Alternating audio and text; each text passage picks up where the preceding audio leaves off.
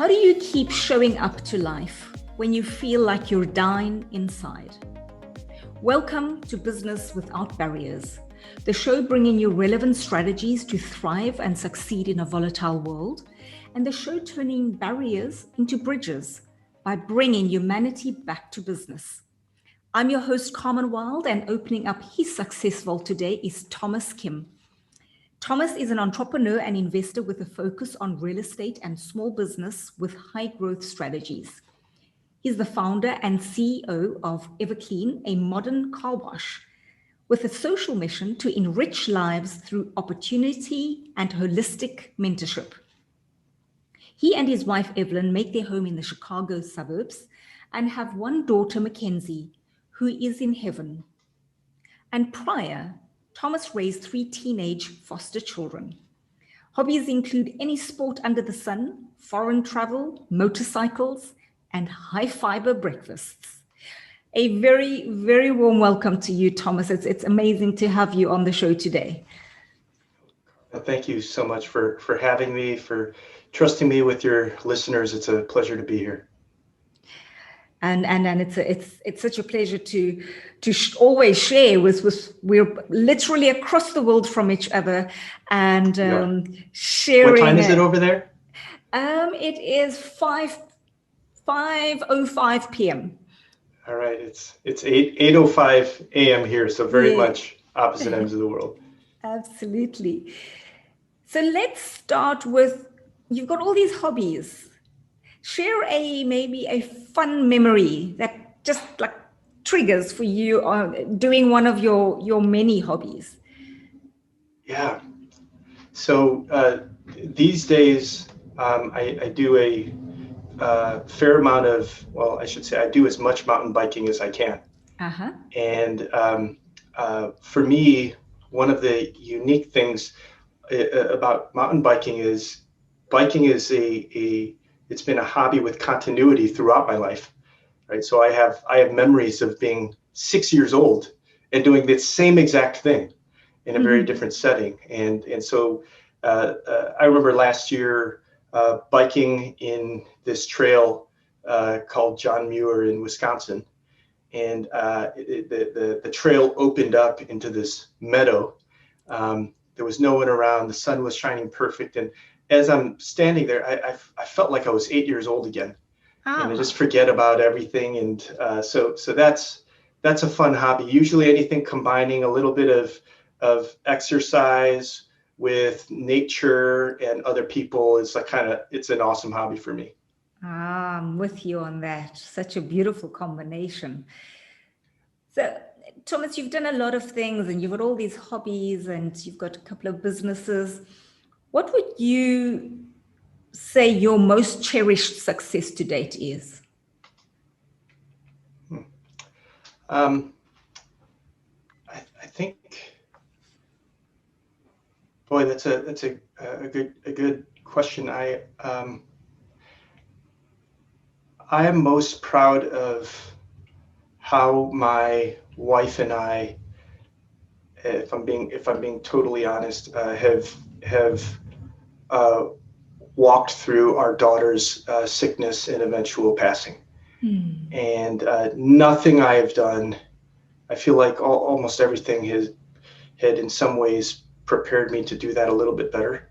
Nothing I have done in business or really anywhere else kind of compares to the challenge of that, bringing together my best thinking, my best values and energies, all to make it through that time and serve my family well. That's, I think, probably my proudest moment, even though it ended in a very tough way. Yeah. Okay. I mean, I feel that with you, and knowing a little bit about the story. Maybe let's go straight there then. Share the story with us and what happened, and then we'll take it from there. I'm happy to dive there. So Evelyn and I are married 3.5 years now, and our daughter Mackenzie, while Evelyn was carrying her first child, we're so excited. We went in to get a routine ultrasound, and I went with her. Just note to dads to be at those important appointments, and or whoever you are supporting someone, be at those important appointments. And the ultrasound tech, she saw something, and she said the doctor will discuss it with you. And he told us that our daughter had a condition called omphalocele, which is that she would be born with some of her organs on the outside of her abdomen. And we're not medical professionals, so our response was just, okay, this can be fixed, right? And the doctor's demeanor towards us was so overly concerned, and that's how we started to tell that this is pretty serious. He walked us to the front door, of which we've been in that clinic before. Nobody ever walked us to the door. And a couple months later, we found she also had a heart condition. And when she was born, rushed to the ICU, 13 surgeries over 9 months. And she was intubated and extubated and intubated and extubated over and over.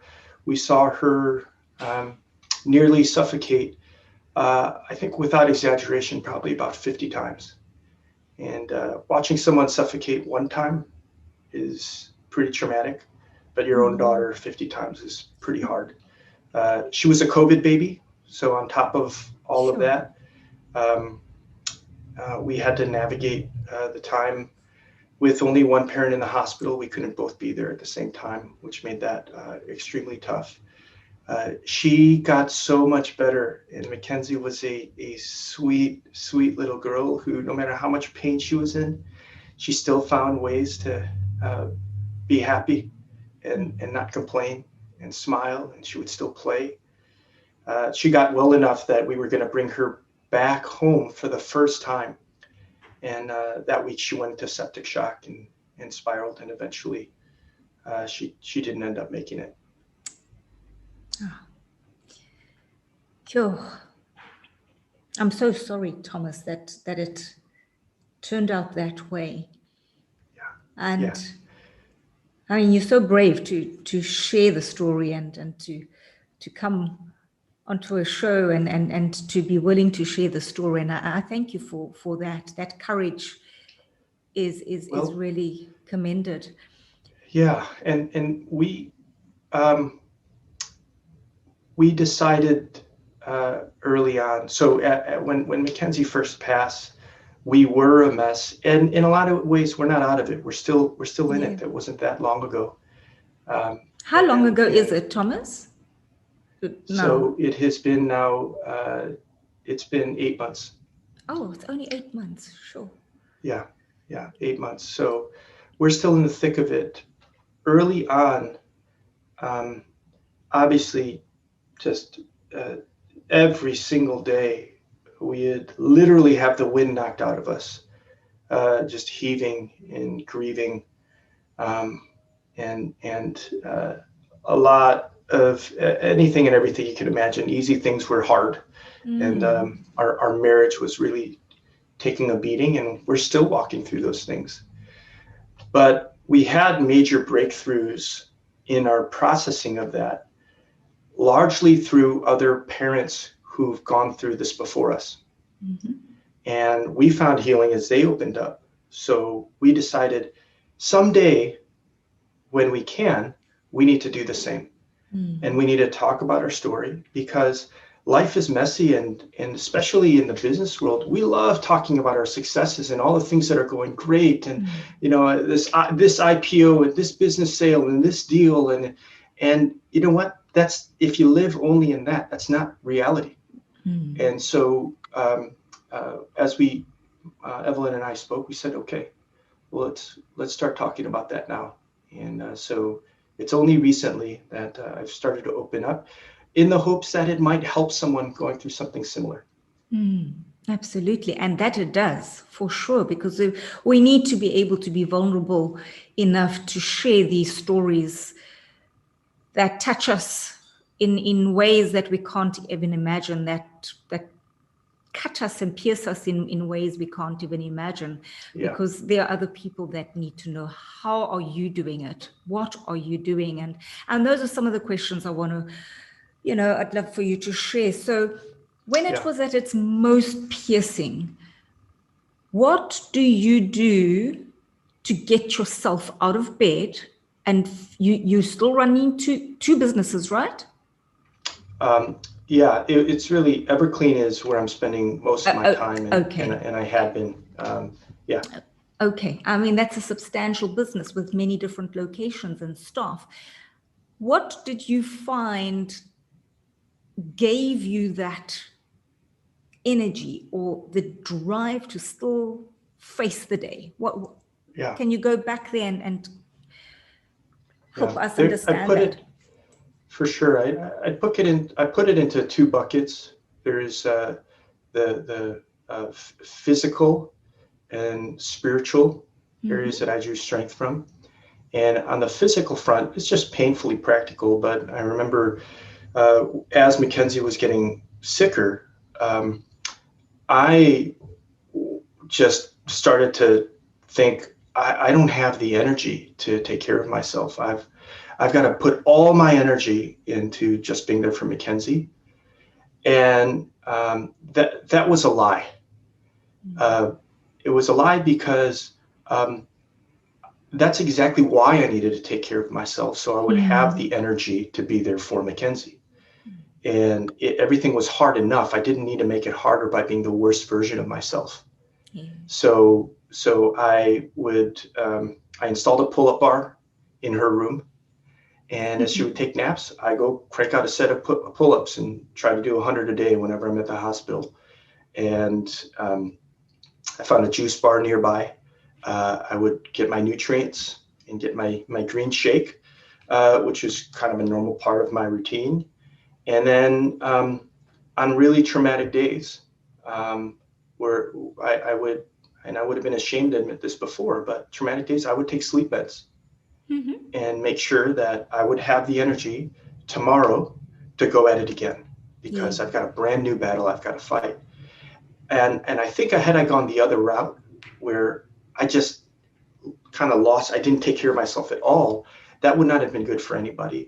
So there's that practical, physical side. And then the other is spiritually. You are, when you go through something that tough, and I'll just speak for myself, I had to reach into areas of my soul that I'd never had to reach before. And I'll share for me, there is one of the Bible verses that I've come to love is a story about a guy named Joseph who his family basically sells him into slavery. And at the end of his life, it works out for him. He rises to power. He faces his family again, who sold him into slavery. And it's kind of this intense moment. And he says these epic words. He says, "You intended to harm me, but God intended it for good, to accomplish what is being done now, the saving of many lives." And so for me, the place I would draw strength is that I just believed in this cosmic being who is good and loving, and out of suffering can come new life. That made all the difference. That no matter what happens, I'm going to give my best, but no matter what happens here, I think that the difficulty can be used for good. And to this day, that carries me forward in my life. And how have you found, what are those things popping up for you where you are starting to see how this is helping you, serve others, or even just sharing your story is in itself serving. But are there other things that have come up for you where you're already seen that play out? When Mackenzie was in the hospital and would go to surgery, there was a hospital protocol that they would sterilize her room. And I saw some of this technology, and it was new to me. And so I began to research the different technologies that were out there, I came across this electrostatic technology. It's a sprayer that fights bacteria and viruses, surgical grade stuff. When COVID hit, my mentor asked me, what can you do in your business to help fight COVID? And what can you do to do your part? And I thought about this technology, the sprayer technology. And so we've launched that at our car washes. It's called eMist.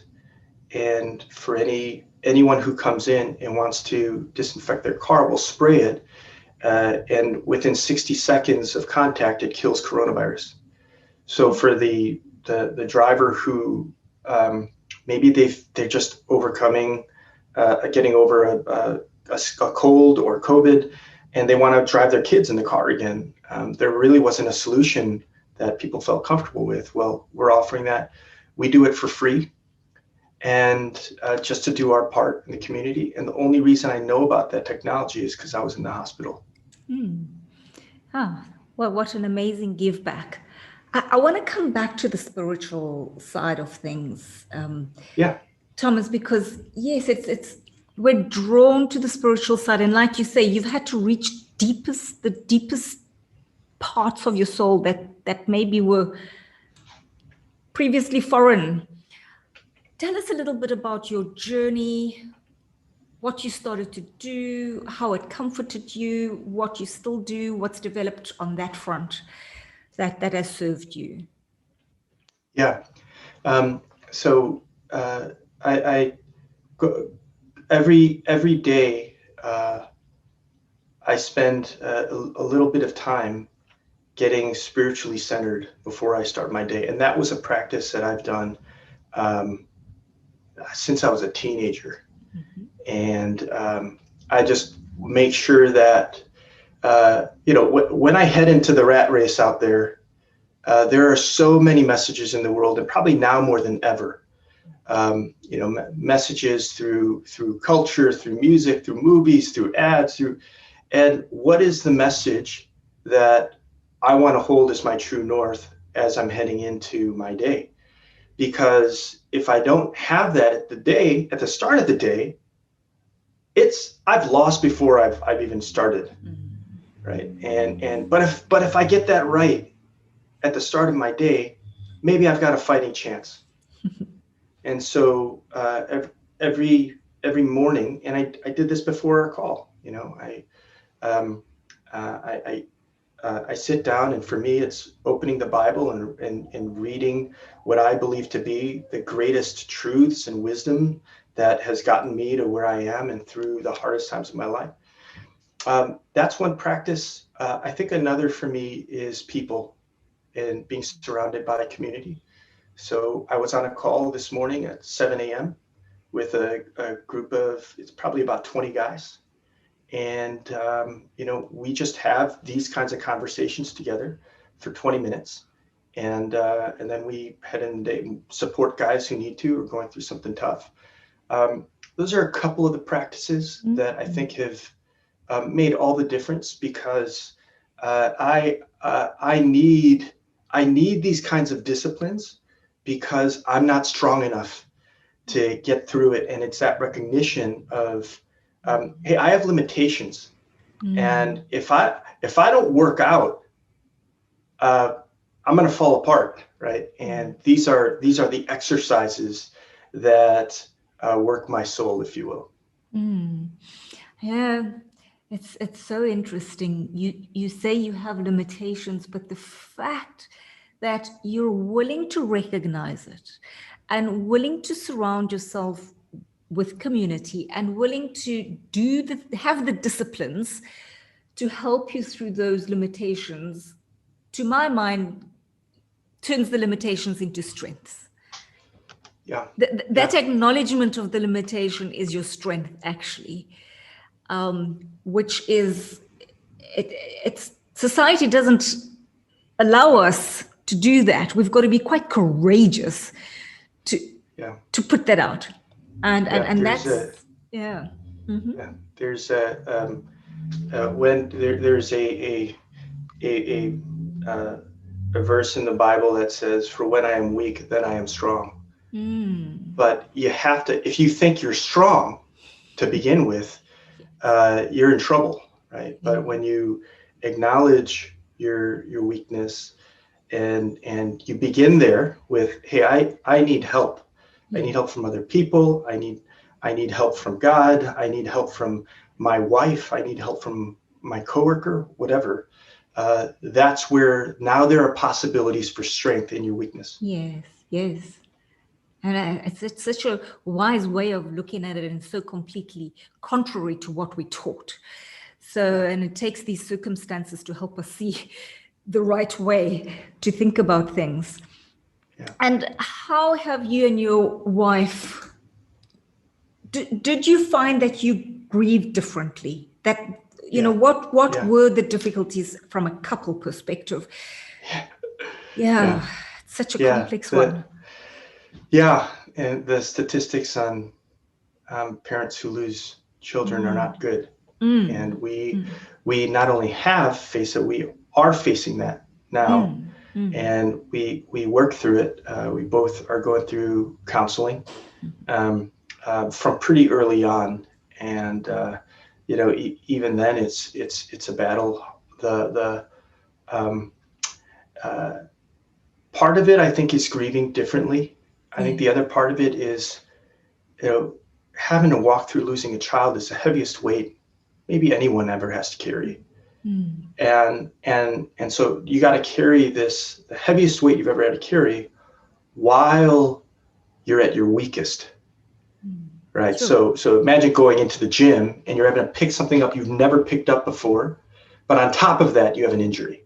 And that's the dynamic of, what grieving parents face, and grieving people, hurting people. It's just a dynamic.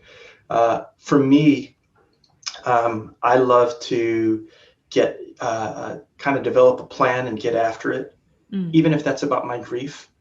So I'll give you an example. The week after Mackenzie passed away, I thought about what will be helpful to us. I'm like, it's COVID. We should get out there and travel, get into nature. I bought a camper.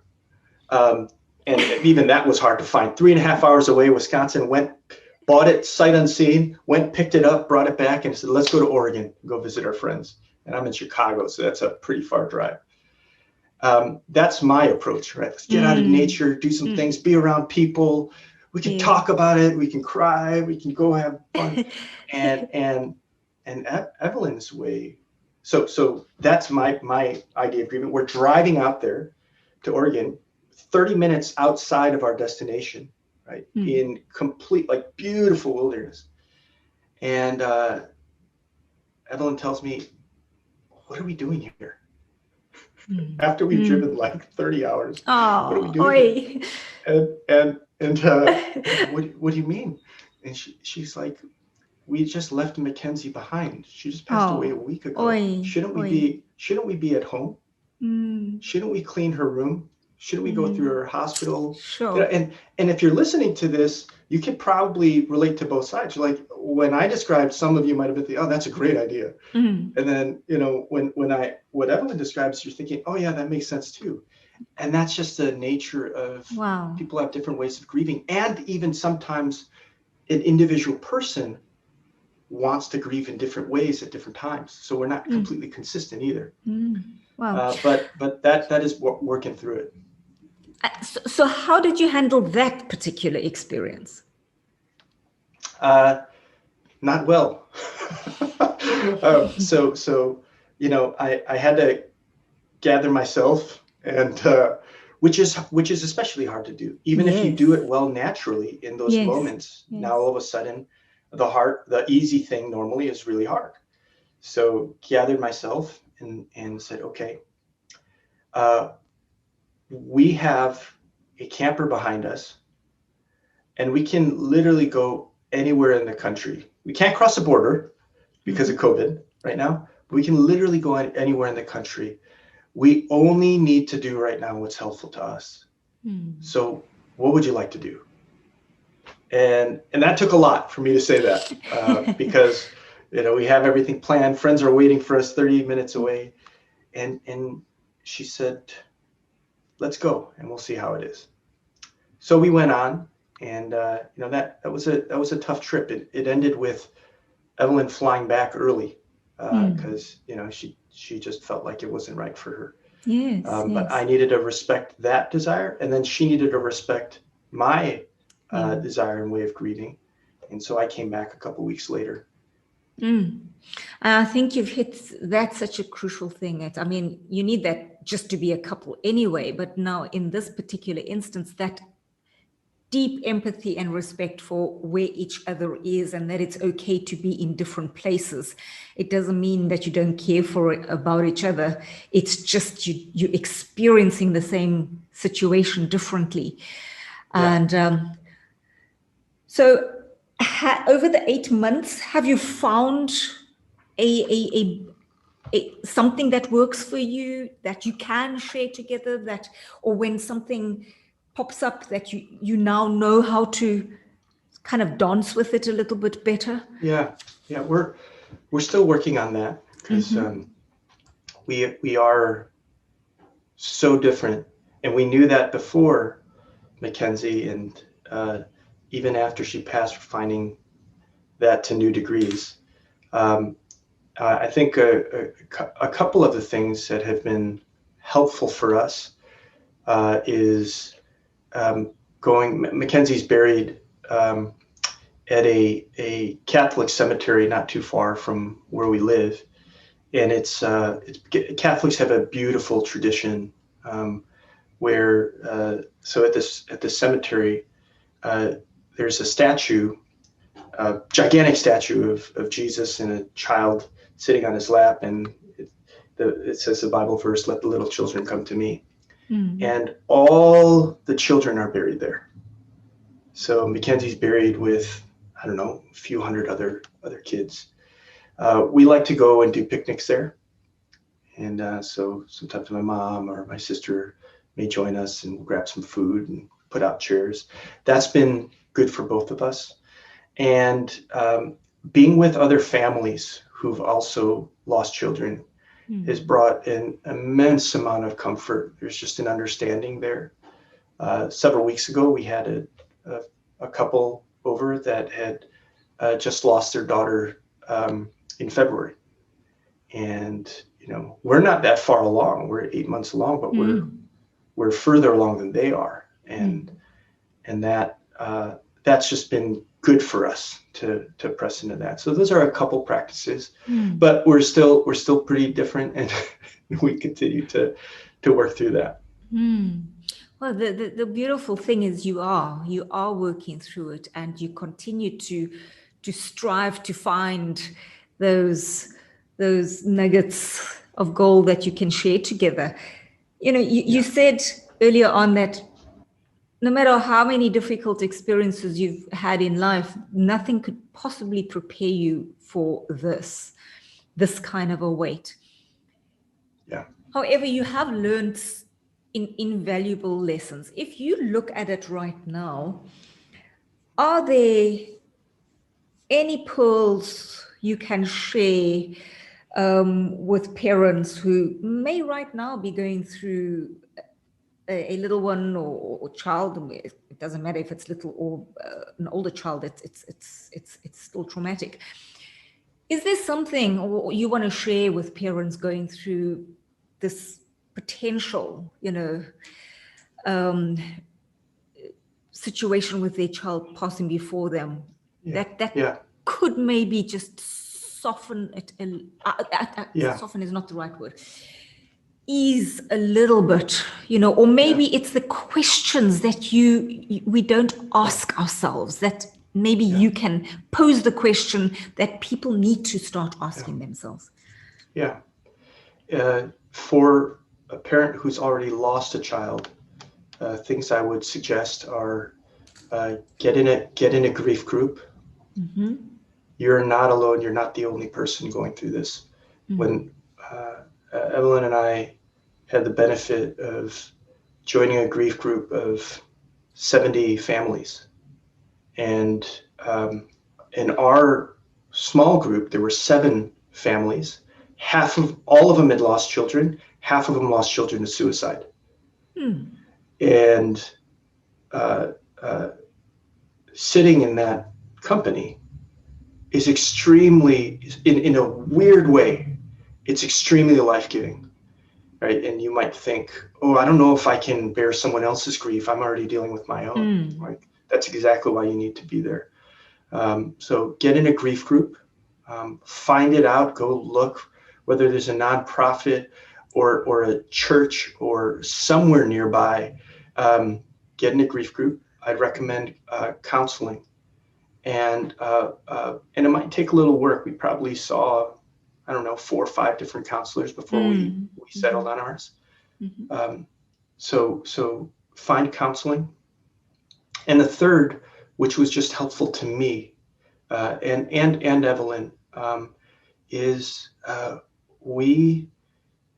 part of losing your child is he just, this idea that there's no more of them, no more experiences, no more smiles, no more new there's nothing more you get, and it's over and it's ended. Evelyn and I found great comfort in a book called Heaven by an author named Randy Alcorn. And the idea of and being able to start wrapping my brain around the place where we believe Mackenzie is and that we'll join her someday has been great comfort. And so there's no more now, but I do believe that the hike I never got to take with her, and I have this giant picture on my wall of scenery of a place that I wanted to go take a hike with her. I believe I'll get to do that with her someday in a place that's even more beautiful. And so something to look forward to, whatever that is. And for us, it's this belief in heaven. Wow. And I'm just thinking now, finding ways to create those pieces of heaven with who you have right now here too. And I'm sure those thoughts are your thoughts, because you do many beautiful things, and we'll come to your business in a moment. So how, and you, it sounds like you're finding, like even just going and having a picnic at the grave, it's those little pieces of heaven in the company of other people, or it's so important to have that something to look forward to, yet finding something too. So something we borrowed this phrase from another couple who'd lost their child. Whenever they're asked, how are you doing? I mean, how do you answer that, right? Yeah. And what we've borrowed is this phrase, we're doing wonderful, terrible. and what I find is, we're doing terrible. I mean, it's so. Last night I was, in this moment, and Evelyn and I had, we had a tough day between us, and I'm eating dinner by myself at the table, and I had to send. I had to send a couple pictures to somebody for work. And what popped up was a year ago today. And it was a picture of Mackenzie, sprawled out on her bed. And she was paralyzed and had ice packs to cool her down. And that image popped up. I mean, it's terrible. And that comes and goes throughout the day. And yet, there are so many things in our lives that are still good and to celebrate. And we have people who love us. We have each other. Our work actually for both of us is going really well. We're healthy, right? And there's so much to celebrate that are actually miracles. And what I find is the human temptation is to live in all one or the other. It's all sunshine or everything sucks and it's all terrible and depression. Yes. But to carry both at the same time and say that things are great and they're really hard. I can talk about either. They're both real. Where do you want to go? So I think that's a perspective that's been helpful for us to run to. How do people respond to your wonderful, terrible? It either breaks the ice a little bit, or it's such an interesting response. Yeah, I frequently find, even it might be a phone call with a banker, and I try to be open as much as I can and real, just because if someone else is going through something, I want them to know they're not alone, and I want to be helpful in that way. But I've had even calls with a banker where I'll share that, and they'll say, they'll start telling their story, that I was born early, I was on my deathbed, and I can't tell you how many people have told me their siblings committed suicide, and it's their parents who have kind of gone through and experienced the loss of a child. I know things about people that their coworkers don't know just because I opened up, right? And people they've been working with for 10 years and they don't know those kinds of things. And so, vulnerability begets vulnerability, right? When I say that, it gives everyone in the room permission now to let their hair down and share what's real in their lives. And there's some calls that I have where we don't get to the business till the last 5 minutes of the conversation. And but it was a great phone call. Yeah. Well, this is the stuff that us humans need. This show is all about bringing humanity back to business, and actually even in our personal lives we need to bring more of our humanity into it. And we want to bolster up and be strong and take on the load and, oh, I'm okay, don't worry about me, when we're actually dying inside, which is exactly the wrong. Even in our homes and in our family, with our family and friends, we feel like we need to do that. I mean, what the hell is that? It's so wrong, for us to have grown up in this way that we think it's not okay to share or to have this wonderful, terrible experience at the same time. It's so human. How are you notably different as a person in the best way from this experience?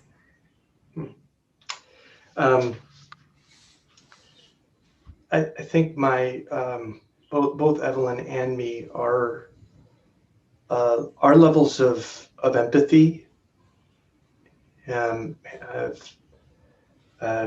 We're and there's no credit to us. We didn't work on this. It's just what is. That after this experience, if someone's going through a hard time, we're kind of like, okay, let's talk about that. Let's go into that. And I mean a really hard time. I'll tell you, at the same time, we've become more empathetic towards real hardship and less empathetic towards nonsense hardship. Yes. So when someone's complaining to me because it's too cold outside, or they have to spend, I'll tell you one that really was hard for us to hear during COVID is, oh my gosh, like I'm just stuck at home with my kids all day. I wish they would just get out of the house and go to school. Oh, yeah. All I ever wanted was for Mackenzie to come home. Like, I'm sorry, but you don't really have a real problem. Yes. Right? You need to change your attitude, be thankful, and make that work. But if somebody lost someone, right? If someone's diagnosed with cancer, if someone has a real hardship by any measure, by any standard, let's talk about that. What can we do? We have some new friends that their 1.5-year-old son is fighting cancer, and So Evelyn made a whole bunch of meals and we went and dropped it off at their house. And, we just have this draw towards other people who are suffering. And I think, that's one of the gifts that Mackenzie gave us. I would give that gift back for her any day, but that's not the choice I have, right? Yes. But that is one of the ways I think we're better after. And it's one of those ways that you bring that small piece of relief and in memory of her all the time to other people. So her memory stays alive, but every time you support, serve, love, give in another way, it's all in memory of this gift she's given. So she's actually with you all the time as you serving others in such beautiful ways. Yeah. When Mackenzie was alive, we didn't post any pictures, updates, or anything on social media. We had kind of like a private care app with a group of people, but we wanted to minimize her social media footprint for when she gets older and try to protect her, right? Not to have all these pictures out there. You search in Falseo and there's a picture of you when you were a kid, right? We didn't want that. But after she passed, we completely changed our perspective and said, now we got to go the other direction. We got to tell her story. Yeah. We have to share pictures about her. And that's one of the best ways we can honor her. Yeah, absolutely. There's something so beautiful about how you run your business, which to my mind, hearing just who you are and how you do things, you're also bringing a piece of heaven to your staff. So before we talk about what you do, because this is like no ordinary car wash, this is a very beautiful home for a lot of other children, young people that are coming to work with you. And to me, it's almost like a beautiful interplay here that you have with this amazing business that you've set up so differently, and providing other children, other youngsters, other people with life, with life. Because I just one thing that really touched me. So I was looking for your bio, which I couldn't find. And I go to your website and I see my story and I go, okay, well, that's obviously got to be Thomas's story. And my surprise is I open the page and, okay, this is not Thomas's story. The title is We Hire Future Managers. And there's a whole bunch of videos, not of your story, but of your staff story, your managers and Thomas, I have never seen something like that. That is absolutely beautiful. And I was intrigued now to listen to their stories. So I watched all the videos and I just want to bring to attention what the kind of beautiful heart Thomas has. These, and they're all young. I don't think any of the people's videos there are there anyone over 30 there? I think they're like from 16 to. I don't think so. Yeah. I think they're all pretty young, kind of 18 to 28 seems to be where a lot of our guys are. Yeah. And they are saying things like, Everclean is a way of living. We're surrounded by mentorship and support. My mindset changed. This is a family full of mentors. And now I'm helping others. I'm a happier and better person. I have more than enough love to share. I love everything about Everclean.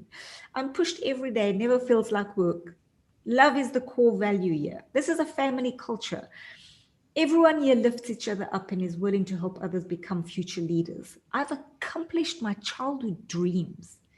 I've met my best friends. What you're doing there, apart from all this beautiful work helping other families with their grieving and their tough struggles, this is amazing. This is incredible what you're doing in your company, Thomas. And the look on the faces on this video, on these videos, is just, this is what humanity is all about. This is what business should be about. Give us an understanding of what on earth are you doing that is so different to bring about this kind of life for people. Yeah. We're obsessed about mentorship and personal development and growth. We try to hold a really high bar on performance, and yet at the same time hold a very high bar about what it means to care for one another, to lead people. Our whole leadership model is about servant leadership, and helping people. We're obsessive about our core values. So when you start at the company, I'm talking the guy who's brushing the back of the cars. Yes. By the end of their second week, they have to write down on a piece of paper, word for word, every core value in order and memorize them. And for us, those core values are actually, they're really not just on paper. We really try to live those things out, myself included. We're all striving towards that, and it gives us a compass to say, this is the kind of company we are, and this is the kind of company we're not.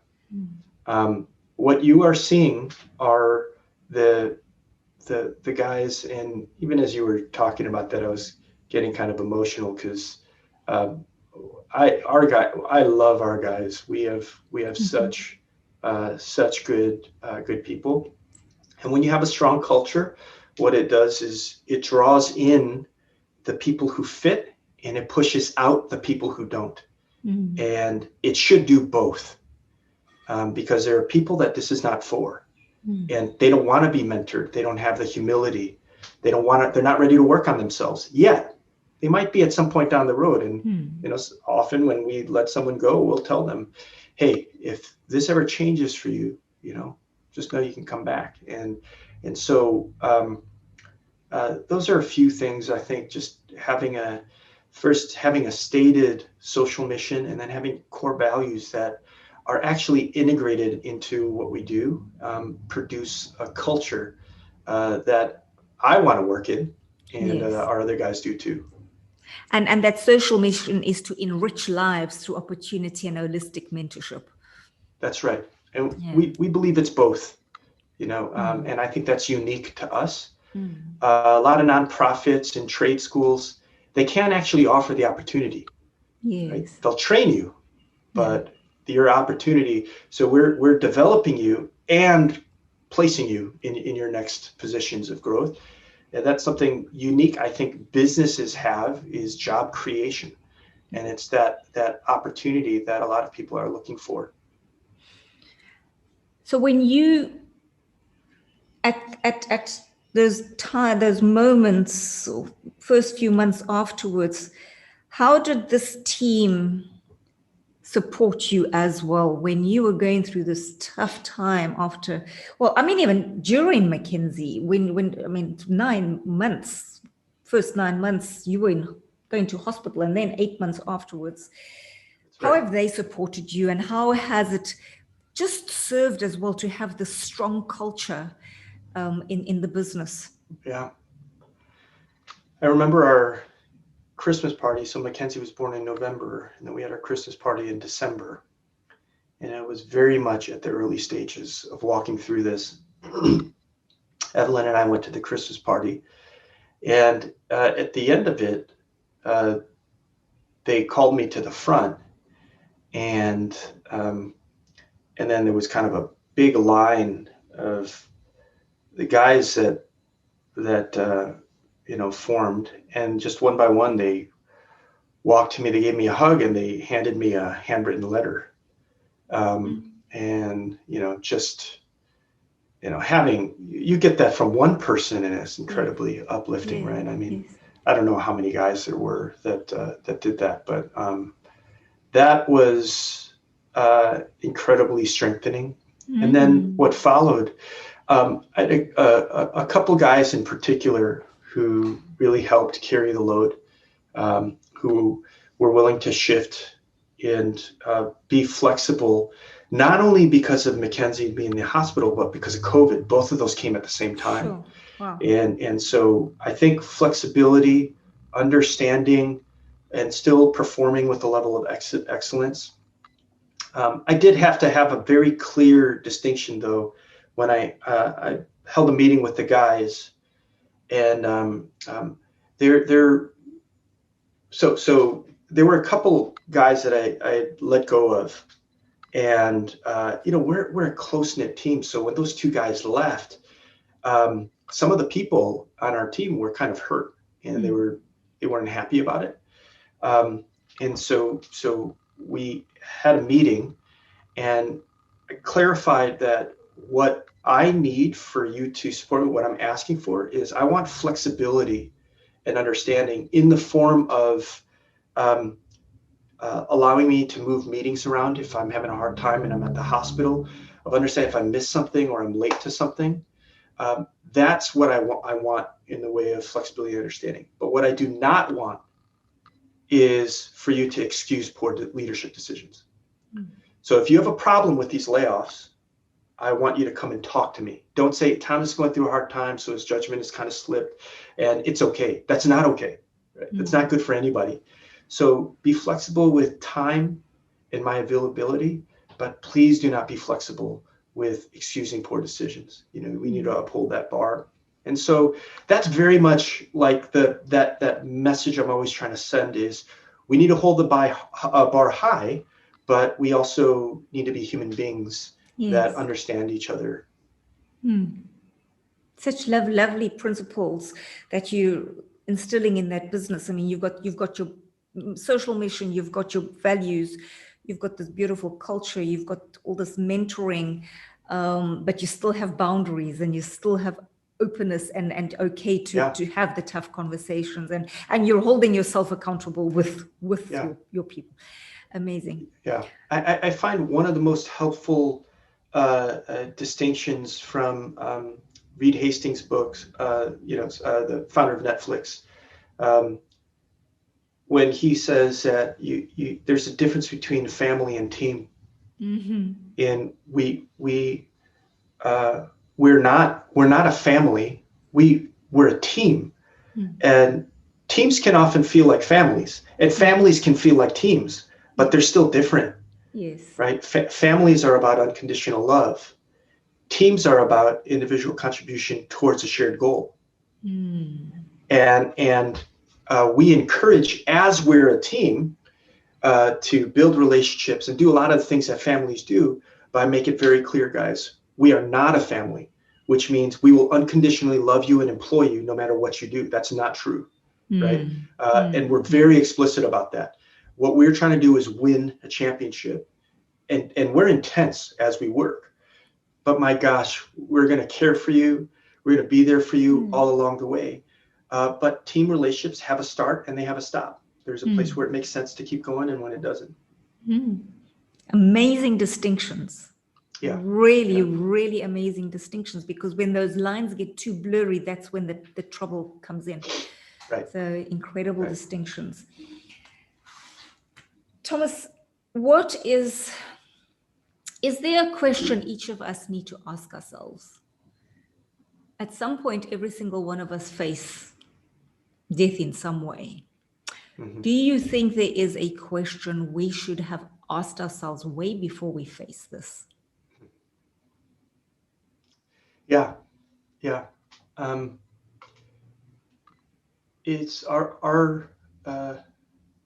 are you ready? And preparation to me is, you think about let's see, I'm thinking about South Africa. Let's use rugby. Rugby's big there, right? Yeah. And or no, I'm sorry. You're in. I'm in You're Mauritius, from but yes, South I am Africa. South You're in African. Mauritius. Yes, Yes, yes, yes, yes. that's right. But let's say a team prepares all season for a championship game. That championship game is still extremely hard, even if you've prepared for that. And death is so hard to deal with. If you're not prepared and you've never prepared, that is going to be way harder. But beginning to ask yourself some questions. So part of my story is one of my closest friends died in a car accident when I was 8. My uncle passed away a year later. My aunt had a miscarriage soon after that. I've just had people die in my life, and it made me ask the questions of, okay, what is the meaning of death? What happened to that person? But then you got to start to wonder, well, what is the meaning then of life? And if you don't have a spiritual formation around these ideas, then when it comes, you're having to answer that in the toughest time, right? It's like you're trying to have to perform an Olympic-sized performance, right? Of gold medal performance when you've never done it before. And so the time for your spiritual formation is always now. It's always today. It's never when I grow up or when I settle down or when something hard happens. At that point, it's you're making it harder on yourself than you really need to. And guess what? It's going to be harder anyways. Is there a special message you want to share with, and this can be for everybody, that maybe experiences, because loss comes in many forms. Even if it doesn't have to be death. I mean, there can be losses that we experience here that feels like death. Is there some special message you would love to share with people who are going through some sort of loss and have also experienced death that is meaningful for you, that you'd love to share? Yeah. I believe that out of suffering comes resurrection life. I think the best things that we have are usually born of some kind of pain, including, most poignantly is just being born into the world, right? It's preceded by maybe the greatest physical pain known to human beings.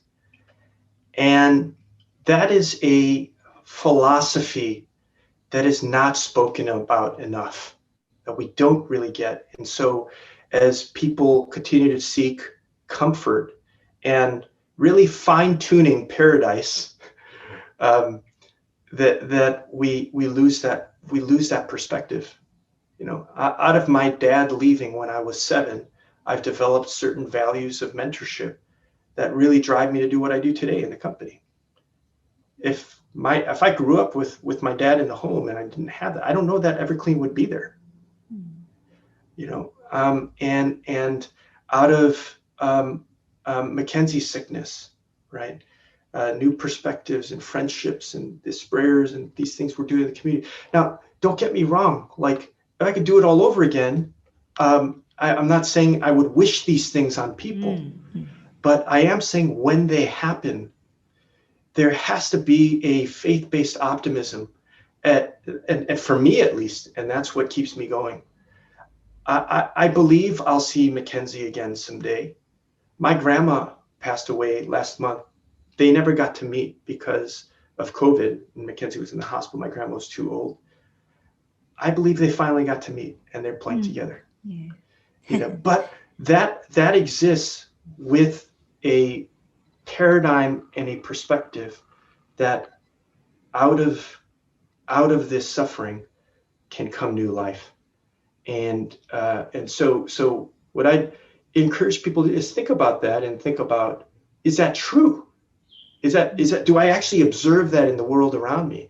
And is that true? And if so, and if that's true, right, how am I going to reprogram my thinking, my life, my choices to be in line with that reality? Thank you for that. It's such a deep, poignant message, so filled with wisdom and knowing from going through it. And thank you, Thomas, for a beautiful, heartfelt, deeply honest hour with you. It's such a privilege and an honor to have someone share so openly and willingly their pain that others may gain in some way. And thank you for that. Well, Carmen, thank you. And thank you. I love that on a business podcast that you took the majority of the time to just hear my personal story, and that you embody your message of trying to bring humanity to business.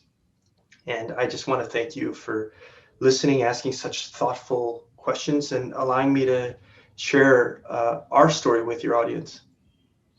Oh, it's such a pleasure, Thomas. I mean, this is what we are here to support and help each other, and there are so many people out there hurting in so many different ways and struggling because, like you say, this convergence of challenges with COVID and then real life stuff happening like this on top of the COVID stuff, which is already so real.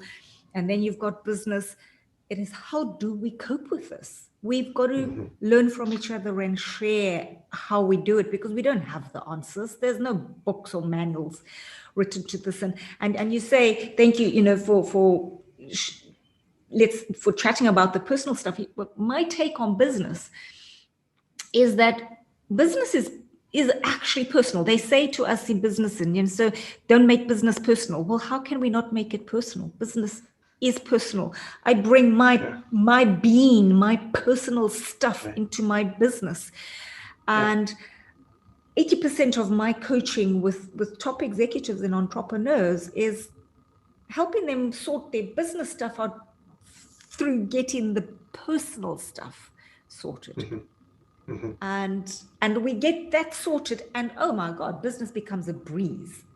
So self-leadership, right? You begin with leading yourself, and then all of a sudden leading others, right, becomes a little more doable. You are the hardest person you'll ever have to lead.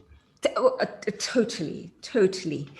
So thank you, Thomas, and we're wishing you and Evelyn and all those you are in contact with around, going through these tough times, just so much love and life that you may be blessed with joyful experiences even through the terrible times.